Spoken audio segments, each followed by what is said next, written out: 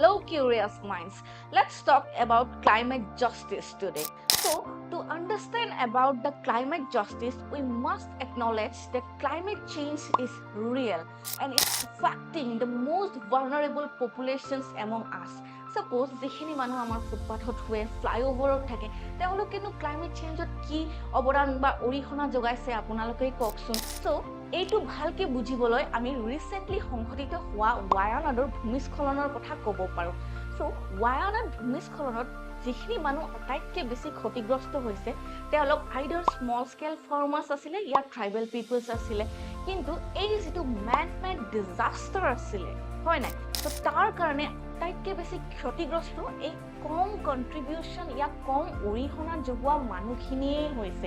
and climate justice ডিমাণ্ডছ কি demand কৰে যে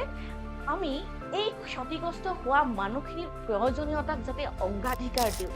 আহক we make a transition to clean energy